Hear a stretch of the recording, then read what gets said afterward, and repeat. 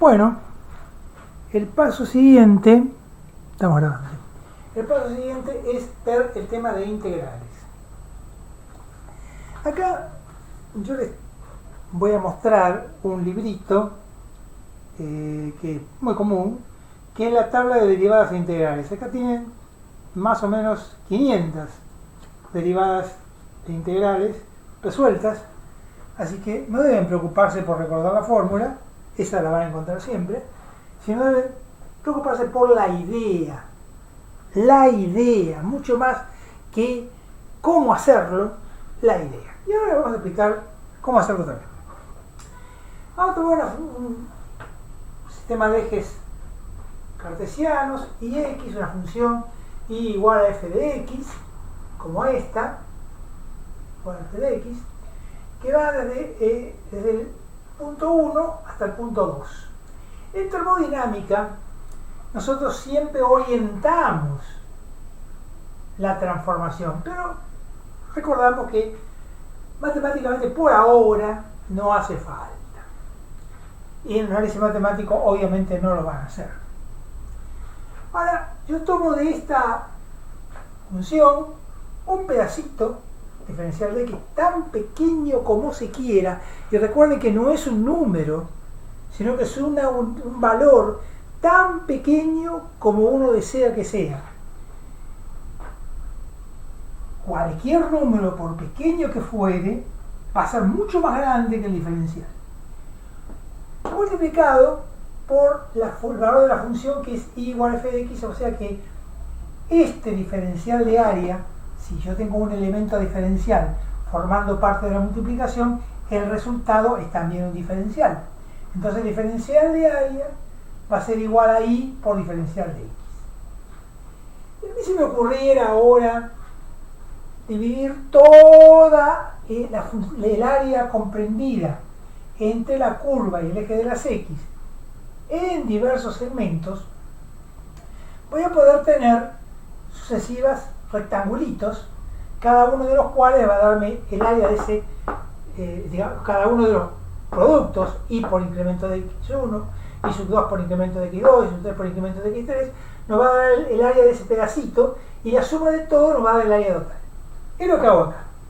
El área es igual a y1 por incremento de x1, más y2 por incremento de x2, más y3 por incremento de x3, o sea que esto, sintéticamente, es la sumatoria para todo y de 1 hasta n de y sub i incremento de x. Ahora, hay un problema. Fíjense ustedes que esto estaría correcto si la función fuese como la que está dibujada acá. Pero ¿qué pasaría si la función acá hiciera esto? O aún peor, hiciera esto. El valor que yo tomara de promedio, no sé si está bien. Lo correcto sería, conociendo la función esta, por supuesto, puedo imaginar inclusive que es una función obtenida por algún aparato, una función experimental, el área yo lo podría obtener bien cuando el número de divisiones tiende a infinito. Hay que hacer una aclaración importante ya a esta altura, que es que cuando yo tengo una función rara, puedo transformarla a través de las transformadas de Fourier, que ustedes por supuesto no van a ver en la escuela secundaria, sí en la universidad, la pueden transformar en una suma de senos y cosenos. Eso es lo que se hace cuando se miden vibraciones en las máquinas. La vibración produce una onda sinusoidal o cosinusoidal, y para poder obtener el valor promedio o el valor eficaz de esa vibración, yo tengo que hacer una transformada de Fourier, y esa transformada de Fourier la hace el aparato que mide las vibraciones, o sea, lo hace la computadora. Cuando nosotros estudiábamos en los años 75, 77, 78, eso se hacía a mano.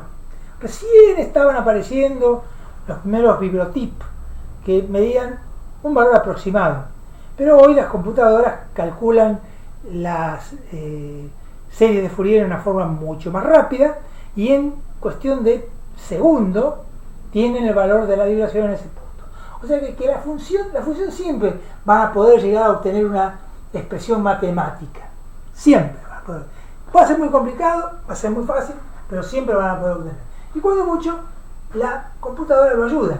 Y en todo caso, el programa de Excel les trae las llamadas curvas de regresión, que son aquellas cuya diferencia entre el valor verdadero de la función y la que da la curva al cuadrado, la suma de todos ellos, da el valor mínimo. La curva de regresión se usa cuando uno tiene un valor, una serie de valores experimentales y desea hacer algo con ellos, hacer una integral, hacer una derivada, graficarlo, hacer lo que quiera, pero no puede graficarlo como una función con picos, quiere una función curva, entonces busca la curva de regresión. Hay un apuntecito sobre eso. No es complicado, lo hace Excel.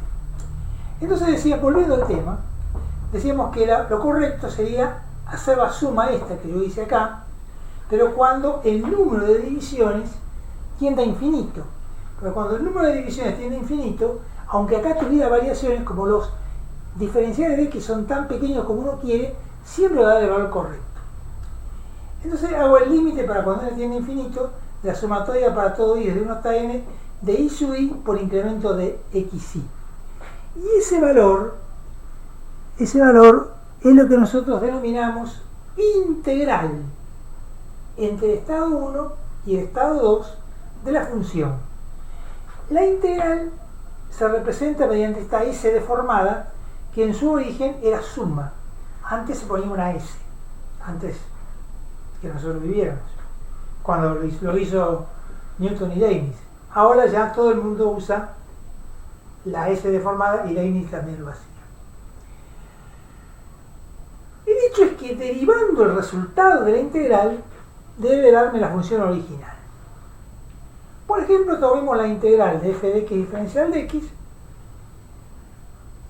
y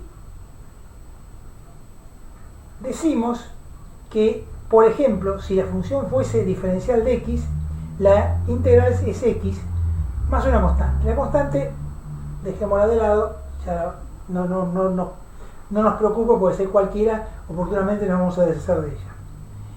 La derivada de x respecto de x, o sea, es diferencial de x, o sea que vuelvo a la función original. Tomemos esta otra, x integral de x diferencial de x, es x cuadrado sobre 2. Si se buena la tabla, van a ver que la integral, ahora enseguida te muestro algunas, es n más 1 sobre n más 1, x a la n más 1 sobre n más 1, x cuadrado sobre 2. Derivo esta y me da 2x sobre 2 y vuelvo al valor original que tenía acá. Ven que vuelvo al valor original. O sea que si yo tengo la integral resuelta, si la derivo, puedo ver si el ejercicio está bien hecho. Ahora, es importante observar algo que se decía en la época que nosotros estudiábamos, que es que deriva casi cualquiera. Es un problema de estudiarlo. Integrarlo, no. Integrarlo es una cosa un poco más elaborada. Inclusive hay integrales que no tienen solución. Pero es solamente a título ilustrativo. Es la tabla de integrales principales. A a la x, diferencial de x, integral es a por x cuadrado sobre 2 más una constante. Derivo a x cuadrado sobre 2 y me da a por 2x sobre 2 a x. Vuelvo a la función de origen. ¿Ven? La integral de 1 sobre x diferencial de x es el logaritmo natural de x, porque derivando el logaritmo da 1 sobre x. La integral de x a la n diferencial de x es x a la n más 1 sobre n más 1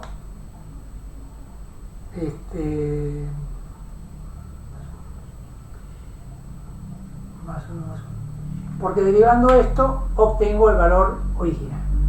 Vamos a ver ahora Cuando yo, en mi caso puntual, tengo que hacerlo entre estado 1 y estado 2, entre dos estados. La integral de f de x diferencial de x entre a y b es el resultado de la integral evaluado entre b y a. O sea, el valor de la integral tomando la x como b menos el valor de la integral tomando la x como a. Por ejemplo, la integral de x cuadrado diferencial de x, si yo la analizo, es, perdón, acá tenemos x al cubo sobre 3. Y el resultado sería 4 al cubo sobre 3 menos 3 al cubo sobre 3. Hay que hacer la cuenta, 4 al cubo sobre 3 menos 3 al cubo sobre 3. Vamos a un caso muy usado en proyecto, que es el momento de inercia. El momento de inercia es una magnitud que está relacionada con la resistencia de una viga, especialmente a la flexión y a la torsión. Si yo tomara una pieza como esta, por ejemplo, un celular, y quisiera aplicar una fuerza, tengo una cierta resistencia. Pero si yo lo coloco en forma vertical, ofreciéndole la máxima altura a la fuerza que yo estoy aplicando, la resistencia es mayor. Ustedes ven siempre los karatecas que cortan tablas colocadas así, planas. A que no la cortan de punta, no van a poder. ¿Por qué? Porque el momento de inercia es más alto. El momento de inercia es la superficie por la distancia respecto del eje que uno toma como referencia al cuadrado. O sea que Jx va a ser la integral entre menos h sobre 2 para un rectángulo, ¿no? Entre menos h sobre 2 y más h sobre 2, ¿de qué? De i al cuadrado diferencial de área. El diferencial de área es fácil, es la base por diferencial de i. Base por diferencial de i. Y lo hago la cuenta, la b la saco como constante fuera de la integral, y me queda la integral de b por la integral de i al cuadrado diferencial de i entre menos h sobre 2 y más h sobre 2. Esto es b por i cubo sobre 3 evaluado entre menos h sobre 2 y más h sobre 2. Es lo que vamos a sacar. Hago la cuenta y veo que Jx me queda b sobre 3 constante sale fuera por h sobre 2 al cubo menos h sobre 2 al cubo. H sobre 2 al cubo es h al cubo sobre 8 menos, como es potencia impar, mantiene su signo, menos h cubo sobre 8, o sea que menos por menos se me hace más y me queda 2 dentro de este paréntesis, me queda 2 h al cubo sobre 8. Este lo simplifico con este, me queda 4, me queda h al cubo sobre 4, que es lo que tengo acá, multiplicado por b sobre 3, me queda bh cuadrado sobre 12, que es el momento de inercia que ustedes van a obtener en cualquier tabla de momentos de inercia que vamos a ver en proyecto.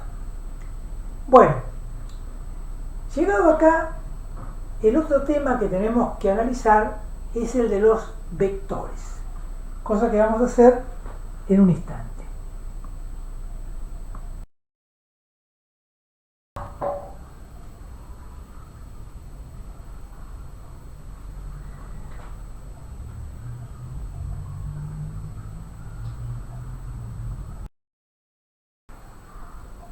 Bueno, continuando con este tema de estos repasos de temas fundamentales, vamos a indicar que las magnitudes pueden ser de dos tipos. Pueden ser escalares, como por ejemplo 5 metros, 6 kilos, es un número y una unidad. Y pueden ser vectoriales, donde tenemos la dirección, el sentido y el módulo. Cuando en proyecto vemos tensiones, también vamos a ver que pueden ser tensores, pero no lo vamos a adelantar tanto en este aspecto. El vector tiene una dirección, dado por la recta de acción, un sentido, dado por la flecha, y un punto de aplicación, y un módulo, que es el largo de la flecha. Acá tenemos un módulo de 6 kilos, esta es la dirección, y el sentido va hacia arriba. En física, nosotros podemos, en mecánica, en el proyecto, podemos, siempre con de fuerzas, podemos trasladarlas a lo largo de su recta de acción. Supongamos que tenemos un vector ubicado en el punto M, un vector B, ubicado en el punto M. Yo a los vectores siempre les hago una rayita encima. El vector se representa de esta manera. A algunos que tienen mucho tiempo le hacen una flechita, y los que tienen aún menos tiempo le hacen una comita. Pero yo diría que lo más práctico es colocar una pequeña rayita, es una cosa intermedia. Tengo un vector B ubicado en el punto M de longitud módulo A, lo traslado al punto N colocando un sistema en equilibrio, más B y menos B. Las menos B se va con el B positivo y me queda el vector trasladado al punto donde yo quiero, y los otros dos se eliminan mutuamente. También puedo trasladarlo a una recta paralela a la recta de origen. Por ejemplo, el mismo vector B trasladado a un punto P, por ejemplo, aplico un sistema de equilibrio, B y menos B, y me queda el vector B trasladado al punto P y un momento de valor V por D, donde D es la distancia que separa ambos rectos. O sea que los vectores axiles, que son los que manejamos en proyectos, los podemos desplazar a lo largo de su recta de acción según necesitemos, y lo podemos trasladar a una recta paralela, a un punto cualquiera, como el punto P, generándose el vector trasladado más un momento que es igual al valor de la fuerza por la distancia que separa ambas rectas en el espacio. Nosotros estamos encarando un curso para sexto y séptimo año de escuelas técnicas, es decir, un curso para profesionales que van a tener que trabajar en la industria o ir a la facultad o los caminos que ustedes deciden hacer, pero no es un curso de divulgación. Por tanto, no podemos contentarnos con trabajar en el plano. Tenemos que trabajar en el espacio, porque las cosas ocurren en el espacio, se ocurren en 3 dimensiones. Nosotros tenemos largo, ancho y profundidad. No somos como los egipcios que dibujaban de perfil. Nosotros trabajamos todo en 3 dimensiones. Y en 3 dimensiones vamos a calcular las vigas, y en 3 dimensiones nos vamos a movilizar siempre que podamos. Al respecto, un vector como el B, que tenemos dibujado acá, yo lo he dibujado dentro de he colocado, para tomar como referencia, una terna X y Z, con lo cual indico el ángulo de las 3 dimensiones, X y Z. Son 3 ejes que van en este sentido y no en cualquiera, sino que van en el sentido de la terna positiva. Para poder representar un vector en 3 dimensiones, yo tengo que idear los llamados versores, que los versores es un vector, como cualquier otro, pero unitario, es decir, de módulo 1. Módulo 1. Uno de lo que nosotros debemos trabajar, 1 kilogramo, uno que sea. Al que ver el eje X lo designamos habitualmente con Y y le hacemos una U encima, diciendo que es unitario. Al que va en el eje Y lo representamos con J y también le hacemos lo mismo, una U. Y al que va en el eje Z le ponemos una K y también le hacemos la U encima indicando que es unitario. Acá tenemos la terna con los tres versores dibujados y el vector proyectado contra el eje Z. O sea, lo primero que hago es proyecto contra el plano XY y obtengo el punto P', de lo cual me salen las componentes A en la dirección del eje X, B en la dirección del eje Y y C en la dirección del eje Z. Entonces, para escribirlo este vector en tres dimensiones tengo que poner A en Y más B en J más C en K.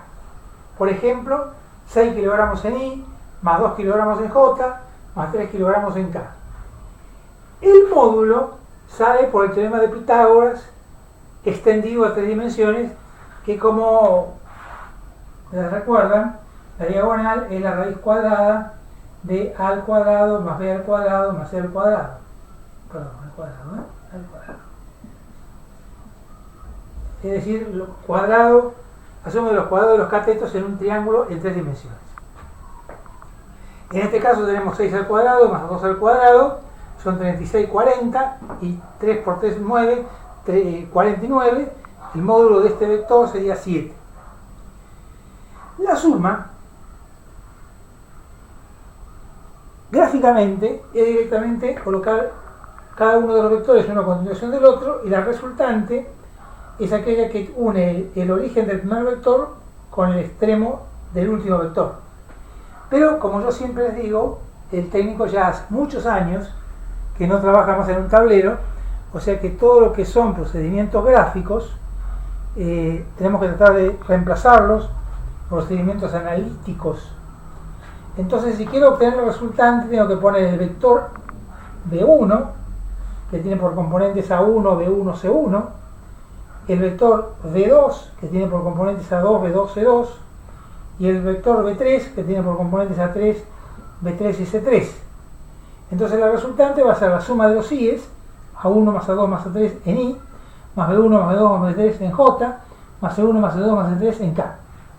Y esa es la suma, escrita en forma analítica como debe serlo para poder entenderlo adecuadamente. Se ve perfectamente eso, ¿no? Sí.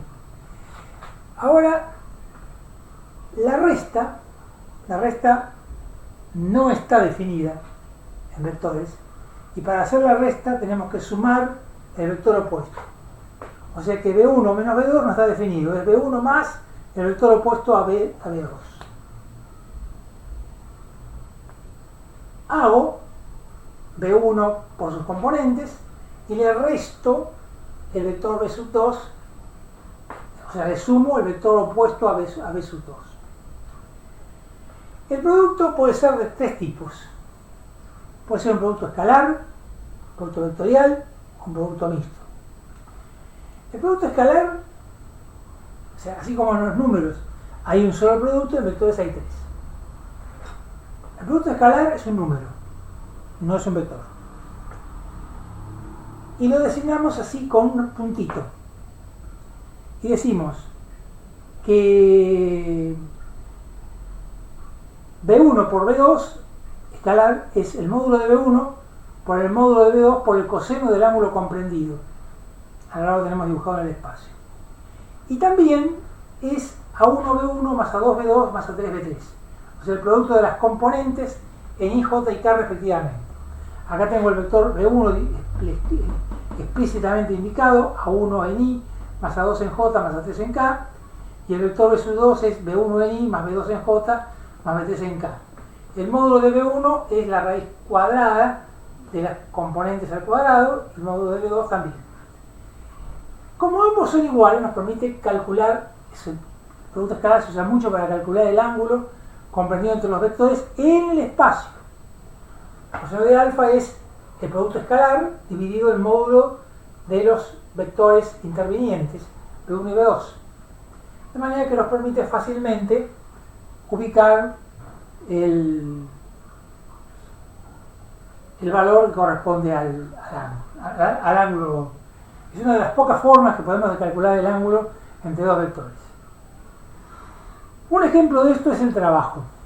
El trabajo ¿qué es el trabajo? Fuerza por espacio. Pero realmente, ¿qué es? el vector fuerza por el vector desplazamiento. Vamos a imaginar un desplazamiento diferencial de S. Vamos a imaginar que este movimiento va a ocurrir entre el punto 1 y el punto 2 a lo largo de esta curva C, no necesariamente recta. Al trabajo, nosotros en termodinámica lo identificamos con L. Ustedes pónganle el nombre que quieran, le da lo mismo si quieren complicar la vida. Diferencial de L es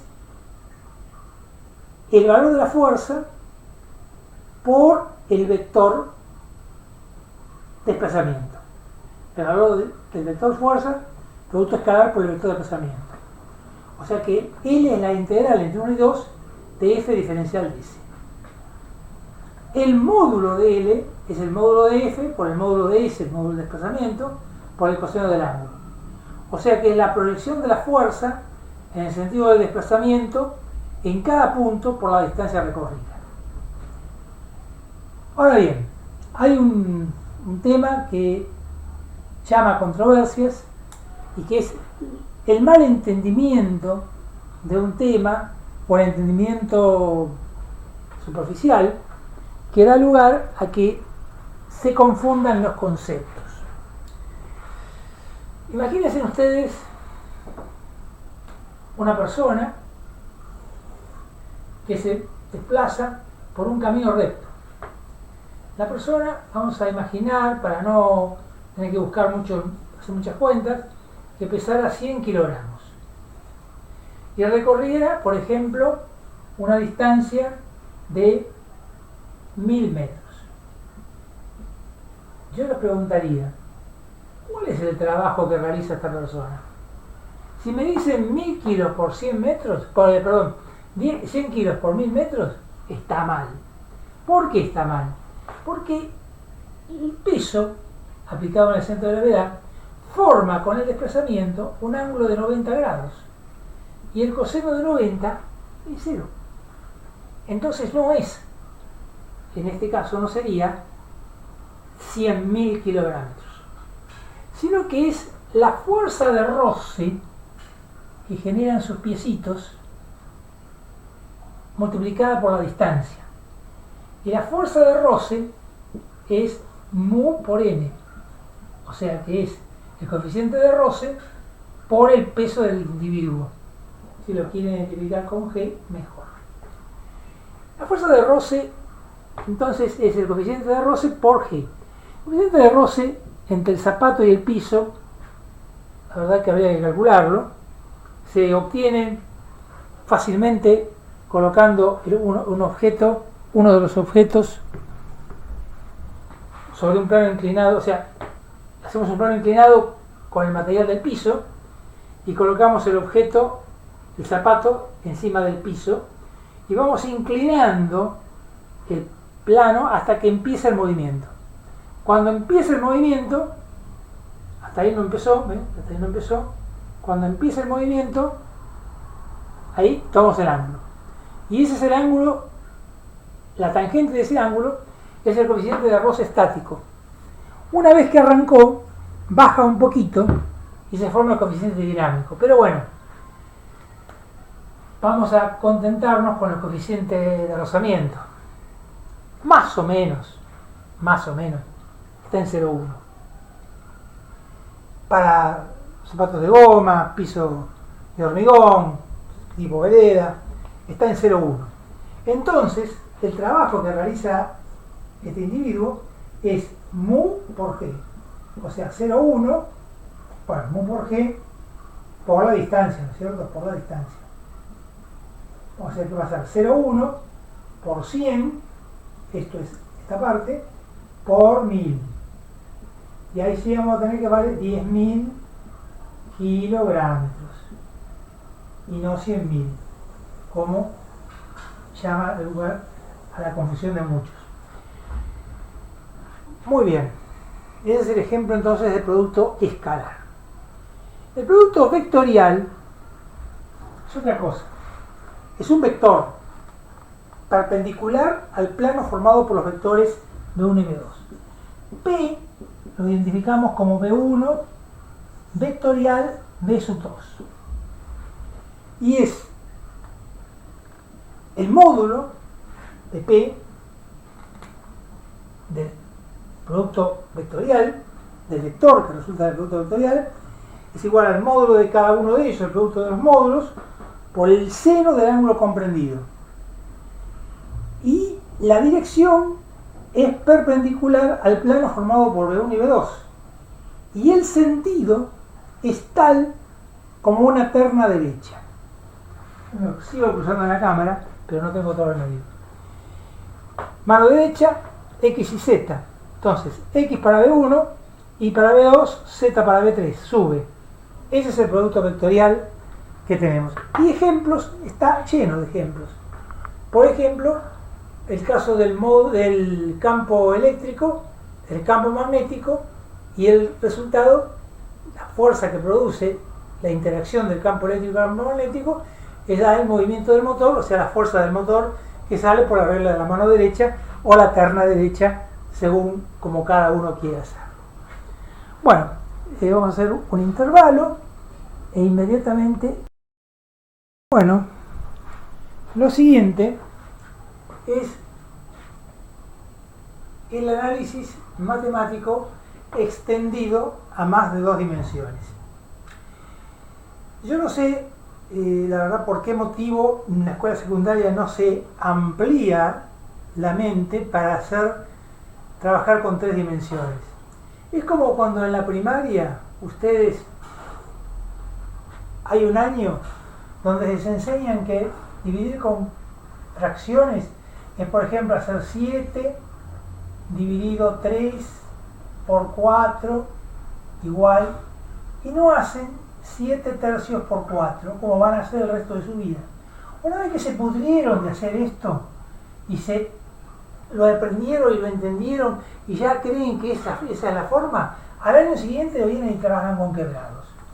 Bueno, lo mismo pasa con esto.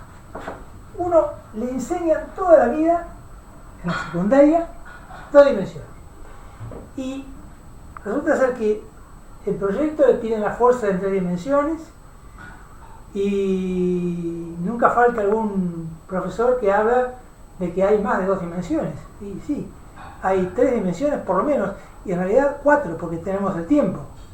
Y podríamos decir que hay más dimensiones.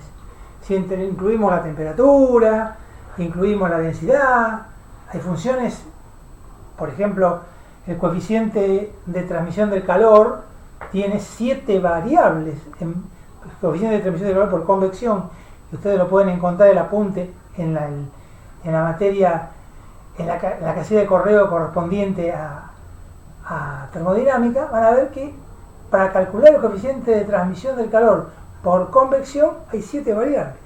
Es decir, que es una función en 7 dimensiones.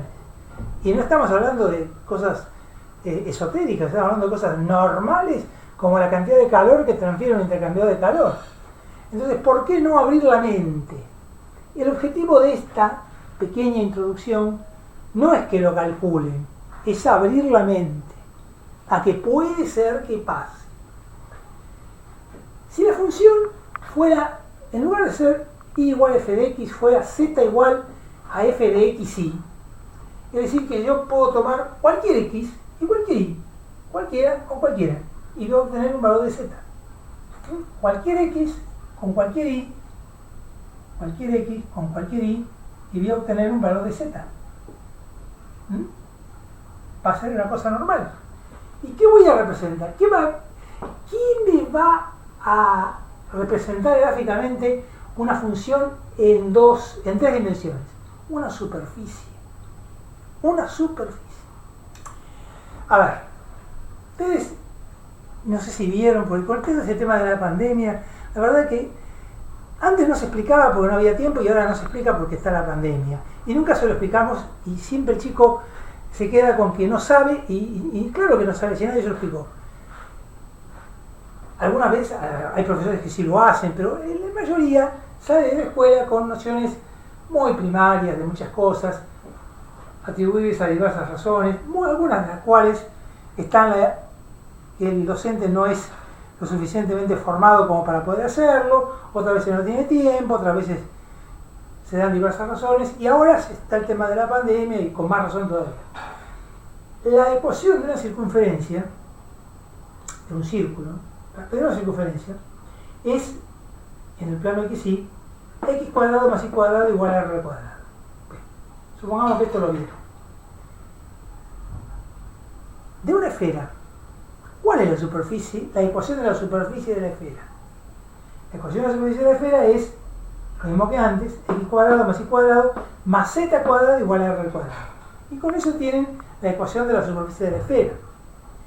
Y la pregunta es, y si en lugar de una esfera yo tengo una pelota de rugby, que tiene lados distintos, A, B y C distintos, que podría ser A igual a C, si es la revolución, cuando A es igual a C, o podría ser totalmente deformado. Esta figura se llama elipsoide. Esta figura tiene por función, la función es esta, x cuadrado sobre a cuadrado, lado en x, más y cuadrado sobre b cuadrado, lado en y, más z cuadrado sobre c cuadrado, lado en z. Estas funciones, está llena la técnica de funciones como esta. Cualquier auto tiene formas aerodinámicas en 3 dimensiones, hasta unos más viejos, todos. Los barcos tienen su casco en 3 dimensiones. Sus casas también están en 3 dimensiones. Por lo tanto, ustedes van a poder trabajar en 3 dimensiones y podemos hacer de ellas el límite, la derivada y la integración. El límite hay que hacerlo en todas direcciones. Puede ocurrir que no exista.